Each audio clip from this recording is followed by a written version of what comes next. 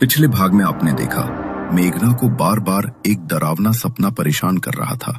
वो और उसके दोस्त एक ट्रिप पर जा रहे थे जब अचानक उनकी कार खराब हो गई। कार जहां रुकी वहां एक प्राचीन महल था जो मेघना के सपनों में बार बार नजर आता था। सपने का रहस्य जानने के लिए मेघना के दोस्त उसे उस महल के अंदर ले गए। वहां अचानक चमगादड़ों का झुंड उन पर टूट पड़ा। तभी उन्हें एक औरत दिखी जिसके पैरों में पायल थी और वो नृत्य कर रही थी। लेकिन जब मेघना ने उस औरत का चेहरा देखा तो डर से उसकी चीख निकल गई। सभी डरकर वहां से भागे और घर पहुंचे। लेकिन उस रात वो रहस्यमयी औरत मेघना के घर आई और उसने मेघना के शरीर पर कब्जा कर लिया। रात के लगभग 3 बजे होंगे। मेघना की माँ अपने बिस्तर पर सो रही थी। तभी उसे बड़ी तेज ठक ठक की आवाज सुनाई दी। उसने इधर उधर देखा मगर अंधेरे में उसे कुछ भी दिखाई नहीं दिया। गोमती के मन में घबराहट होने लगी। उसने घबराते हुए मेघना को आवाज लगाई, मेघना, मेघना, ये कैसी आवाज है बेटा? क्या हो रहा है यहाँ पर? मेघना। कमरे में आने वाली वो ठक ठक की आवाज उसी वक्त बिल्कुल शांत हो गई। गोमती को अंधेरे कमरे में किसी के कदमों की आहट महसूस हुई, जैसे कोई धीरे धीरे उसके पास आ रहा हो। गोमती घबरा उठी। तभी कमरे में एक रोशनी हुई। मेघना उसके सामने हाथ में मोमबत्ती लिए बढ़ रही थी। जैसे ही मोमबत्ती की रोशनी मेघना के चेहरे पर पड़ी, गोमती की रूह कांप उठी। मेघना का पूरा माथा खून से भरा था और वो किसी डायन की तरह हंस रही थी। उसने अपने मुंह पर उंगली रखी और हंसते हुए माँ को चुप रहने का इशारा किया। मेघना, ये क्या हुआ तुम्हें बेटा? और ये चोट कैसे लग गई? आजा बेटा, तेरे माथे पर पट्टी बांध देती हूँ। गोमती ने दुपट्टा लिया और मेघना के माथे का खून साफ करने लगी। मगर मेघना ने अचानक उसके हाथ से दुपट्टा झटक कर दूर फेंक दिया और अपने हाथ पांव मरोड़ने लगी। गोमती उस नजारे को देख बुरी तरह डर गई। मेघना, होश में आ मेरी बच्ची। ये तो क्या कर रही है? मेघना ने गुस्से से भरी नजरों से अपनी माँ की ओर देखा। उसकी आंखों में आग सी जल रही थी। उसने अपने हाथ पैरों को अजीब तरह से मरोड़ा, जैसे कोई बेकाबू ताकत उसे खींच रही हो। धीरे धीरे वो अपने हाथ पैरों के बल उल्टी चलती हुई अपने बिस्तर तक पहुंची, मानो कोई अनजानी ताकत उसका साथ दे रही हो। दीवार की ओर मुंह करके वो बैठ गई और दबी रहस्यमयी आवाज में किसी से बात करने लगी। गोमती को यकीन हो गया था कि मेघना के साथ कुछ भयानक हुआ है। फिर भी उसने कुछ नहीं कहा। चुपचाप भगवान का नाम जपते हुए वो अपने बिस्तर पर लेट गई। उसका मन डर और प्रार्थना से भरा हुआ था। अगली सुबह जब गोमती की आंख खुली तो उसने देखा कि मेघना अभी भी अपने बिस्तर पर लेटी थी, बिल्कुल बेजान सी। मेघना बेटा, तेरी तबीयत तो ठीक है ना? और तेरे माथे की वो चोट? गोमती की पुकार से मेघना की नींद टूटी। उसने धीरे से आंखें खोली और अपनी माँ की ओर देखा। उसकी आंखों के नीचे गहरे काले गड्ढे बन गए थे और उसका चेहरा पूरी तरह सफेद पड़ चुका था, मानो किसी ने उसके शरीर का सारा खून चूस लिया हो। उसके माथे की चोट में कीड़े रेंग रहे थे, जो देखकर गोमती का दिल दहल गया। लेकिन मेघना के चेहरे पर कोई भाव नहीं था, न दर्द, न डर, न कुछ। वो बस एकटक अपनी माँ को देखे जा रही थी। पता नहीं मेरी बच्ची को क्या हो गया है। उस रात जब ये अपने दोस्तों के साथ बाहर गई थी तभी ये सब हुआ है। कुछ न कुछ तो अजीब जरूर घटा है। अब तो वही लोग मुझे इसके बारे में बता सकते हैं। गोमती के सिरहाने एक पुराना कीपैड फोन रखा था। उसमें मेघना के सभी दोस्तों के नंबर थे। गोमती ने शीतल को फोन किया और उसे मेघना की हालत के बारे में बताया। क्या? ये आप क्या बोल रही हैं आंटी? मैं अभी घर आती हूँ, आप चिंता मत कीजिए, सब कुछ बिल्कुल ठीक हो जाएगा। मैं मेघना को डॉक्टर के पास ले जाऊंगी। शीतल ने तुरंत कॉल कट की और समीर को फोन लगाया। बहुत बड़ी परेशानी हो गई है समीर, तुम जल्दी से मुझे पिक करने के लिए आ जाओ। हमें मेघना को अस्पताल लेकर जाना होगा, लेकिन मुझे लगता नहीं कि सिर्फ हॉस्पिटल से काम चलेगा। कुछ ना कुछ और ही बात लग रही है मुझे। अरे तुम ज्यादा सोचो मत, मेघना ने उस बात को अपने दिमाग में बिठा लिया है। ज्यादा सोच रही है वो उस बात के बारे में, इसीलिए उसके साथ शायद ऐसा हो रहा है। तुम चिंता मत करो, मैं अभी आता हूँ। समीर ने शीतल को उसके घर से लिया और दोनों मेघना के घर पहुंचे। जैसे ही उनकी नजर मेघना पर पड़ी, उनके चेहरे पर हैरानी और डर छा गया। मेघना की हालत देखकर उनका दिल बैठ गया। वो समझ ही नहीं पा रहे थे कि आखिर एक रात में उसकी ऐसी हालत कैसे हो सकती है। उसका चेहरा बेजान, आंखें खोखली और शरीर मानो सारी ताकत खो चुका हो। दोनों एक दूसरे की ओर देखकर चुप खड़े रहे। उनके मन में सवाल और डर का तूफान उठ रहा था। तुम दोनों सच सच बताओ बच्चों, उस रात क्या हुआ था जब तुम लोग बाहर घूमने गए थे? कुछ हुआ था क्या बाहर जो तुम लोग मुझसे छुपा रहे हो? हाँ आंटी, वो नहीं आंटी, कुछ भी नहीं हुआ। लगता है मेघना की तबीयत ठीक नहीं है। आप टेंशन मत लीजिए, हम इसे डॉक्टर के पास लेकर जा रहे हैं। समीर ने शीतल को चुप रहने का इशारा किया और वो दोनों मेघना को लेकर अस्पताल चले गए। डॉक्टर अंदर मेघना के माथे पर बैंडेज कर रहे थे। तभी शीतल ने समीर की ओर देख रही थी। अरे, अब तुम्हें क्या हो गया? तुम ऐसे क्यों देख रही हो मुझे? तुमने आंटी से झूठ क्यों बोला कि उस रात कुछ भी नहीं हुआ था? अगर मेघना को कुछ हो गया तो जानते हो ना, उसके जिम्मेदार हम सब होंगे। हमें आंटी को सब कुछ सच सच बता देना चाहिए था। बेवकूफ मत बनो शीतल, मेघना को कुछ भी नहीं हुआ है। उसने बस बातों को अपने दिमाग पर हावी कर लिया है। और अगर हम ये सब आंटी को बता देते ना, तो जानती हो ना, उनकी तबीयत और खराब हो जाती। वो पहले ही इतनी बीमार रहती हैं। तुम उन्हें ये सब बता देती तो पता नहीं उनका क्या हाल होता।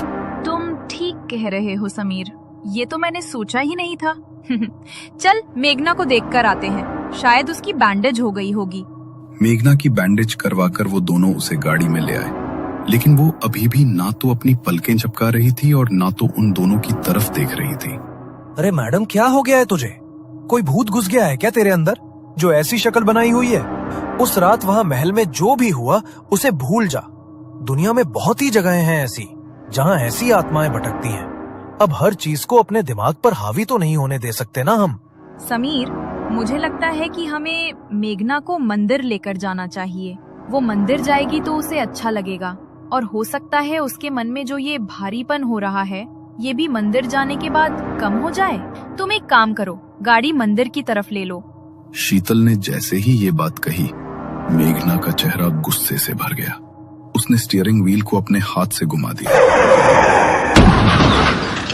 गाड़ी का बैलेंस बिगड़ा और गाड़ी सीधी सामने के पेड़ से जाकर टकराई। टक्कर इतनी तेज थी कि समीर का माथा सीधा स्टीयरिंग पर जाकर लगा और उसके माथे पर गहरी चोट लग गई। उसके माथे से खून टपक कर नीचे गिर रहा था। डर के मारे शीतल हाफ रही थी।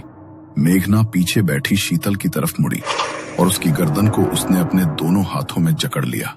अगर अपनी जान बचाना चाहती है तो आज के बाद इससे दूर रहियो, वरना इसके साथ साथ तू भी मरेगी। मेघना के मुंह से ये बात सुनकर शीतल के होश उड़ गए। उसका दम घुट रहा था। मेघना के हाथों की पकड़ से उसका चेहरा बिल्कुल लाल पड़ चुका था। मेघना ने एक झटके से उसकी गर्दन को छोड़ा और गाड़ी से निकलकर वहां से चली गई। शीतल ने जल्दी से एम्बुलेंस को फोन किया और समीर को हॉस्पिटल लेकर गई। ओह माय गॉड, इसे तो बहुत ज्यादा चोट लगी है। अगर इन्हें यहाँ लाने में आप थोड़ी भी देर और कर देते तो हमारे लिए इन्हें बचाना बहुत मुश्किल हो जाता। मुझे कुछ भी करके मेघना से दूर रहना होगा और नैतिक और विकी को भी इस बारे में बताना होगा। अगर हमने मेघना की मदद करने की कोशिश की तो हम भी फंस जाएंगे।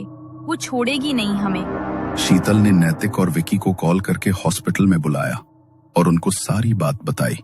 ये सब सुनकर वो दोनों भी घबरा गए। अगर ऐसी बात है तो मेघना से दूर रहना ही बेहतर है।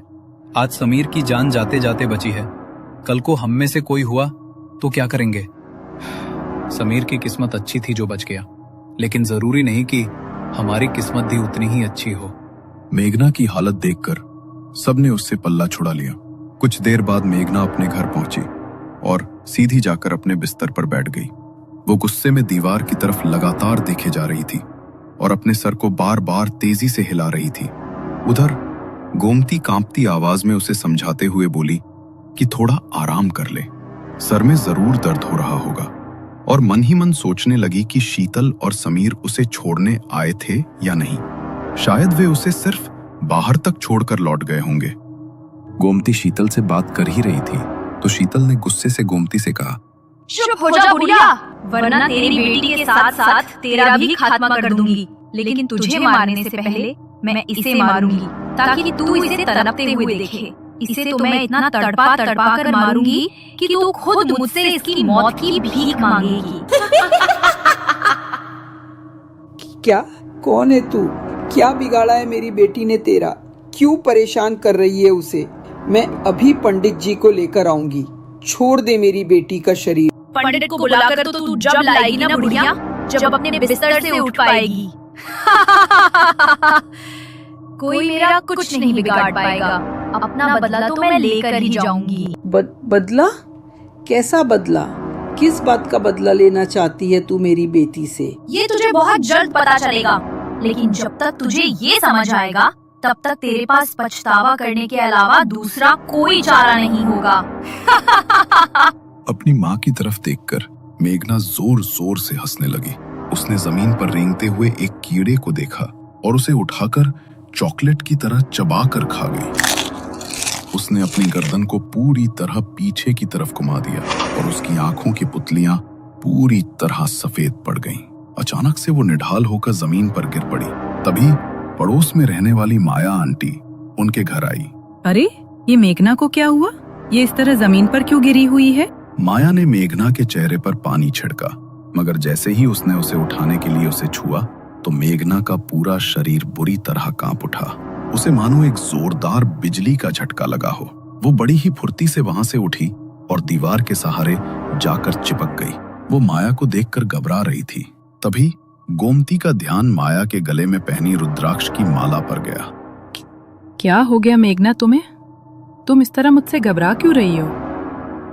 जाओ यहाँ से। मैंने कहा जाओ यहाँ से। इसे भेज दो यहाँ से। माया को मेघना का बर्ताव कुछ अजीब सा लगा। उसने गोमती की ओर देखा तो गोमती ने उसे इशारों से कुछ ऐसा समझा दिया जो शब्द नहीं समझा सकते थे। माया जल्दी से उनके घर से बाहर निकली और दौड़ती हुई गांव के मंदिर में पहुंची। क्या हुआ बेटी? तुम इतनी घबराई हुई क्यों हो? सब कुछ ठीक तो है ना? पुजारी जी, वो गोमती की बेटी मेघना, उस पर कोई ऊपरी साया है। आप जल्दी से मेरे साथ चलिए, वरना वो साया उसे खींच कर ले जाएगा। क्या गोमती की बेटी पर कोई साया हावी है? तुम चिंता मत करो, मैं अभी तुम्हारे साथ चलता हूँ। माया पुजारी जी को लेकर गोमती के घर के दरवाजे पर पहुंची तो मेघना कमरे के कोने में दुपक कर बैठी थी और दबी आवाज में कुछ बड़बड़ाते हुए दीवार को नोच रही थी। गोमती लाचार थी, इसलिए अपनी बेटी को बचाने के लिए वो अपने बिस्तर से भी नहीं उठ सकती थी। पुजारी जी जैसे ही घर के भीतर दाखिल हुए तो मेघना को भनक लग गई। वो बड़े ही गुस्से में पीछे की तरफ मुड़ी। पुजारी, क्यों आया है तू यहाँ पर? अगर इसे बचाने के लिए आया है तो चला जा यहाँ से, क्योंकि मेरी आत्मा इतने सालों से सिर्फ अपने बदले के लिए भटक रही है। और अगर तूने बीच में आकर मेरा बदला पूरा नहीं होने दिया तो खत्म कर दूंगी मैं तुझे भी। बदला? कैसा बदला? आखिर किस बदले की बात कर रही है तू? इस बच्ची ने क्या बिगाड़ा है तेरा? जरूरी नहीं है पुजारी कि इंसान हमेशा अपने ही कर्म का फल भोगे। कभी कभी उसे दूसरों के कर्मों का फल भी भोगना पड़ता है और इसे वो भोगना पड़ेगा, वो भी इसकी माँ की आंखों के सामने। क्या?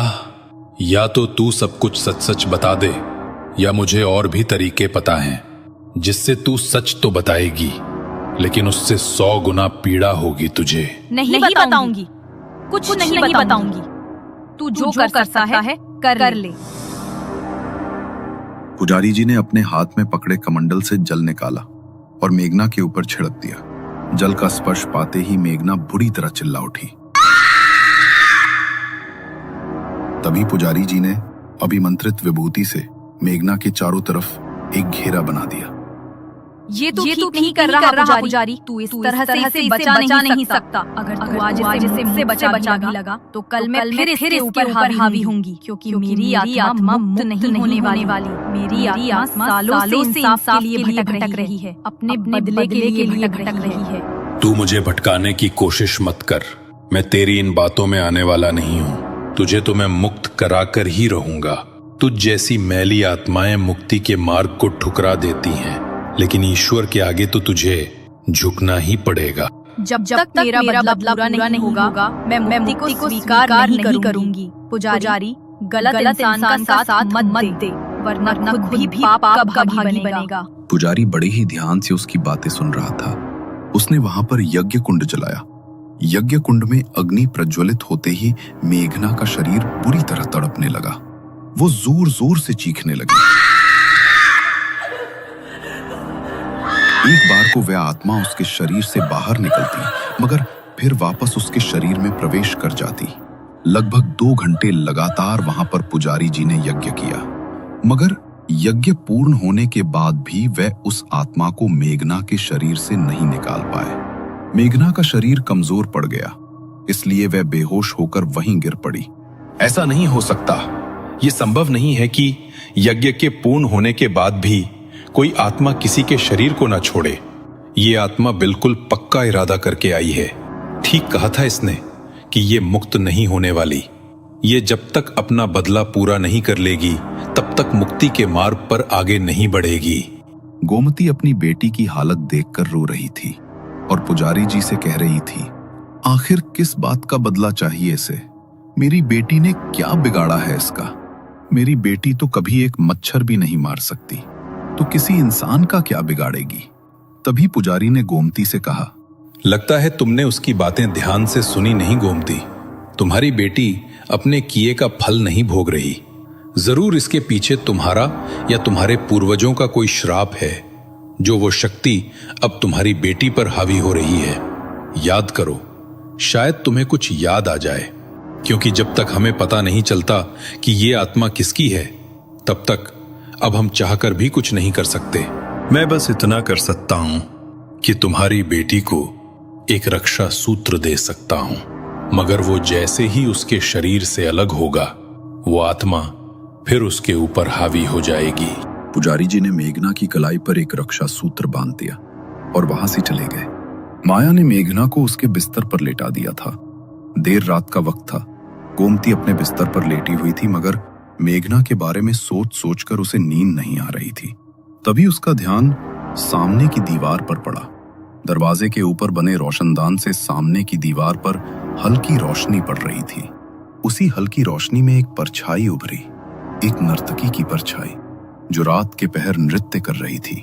उसके पैर में बंधे घुंघरू और गाने की आवाज जैसे ही गोमती के कानों में पड़ी, तो डर के मारे उसकी आंखें खुली की खुली रह गई। तुम? डर के मारे गोमती का हलक सूख गया।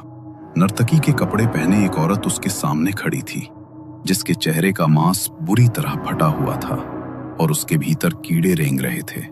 आंखों की पुतलियां सफेद होकर बाहर को आ चुकी थी। उसने एक टक मेघना की ओर देखा और मेघना के हाथ में बंधा वो रक्षा सूत्र वहीं खुलकर गिर गया। उसी समय वो आत्मा फिर से मेघना के शरीर के भीतर प्रवेश कर गई और मेघना ने अपनी गर्दन पीछे की तरफ मरोड़कर भयानक तरीके से मुस्कुराते हुए अपनी मां को देखा।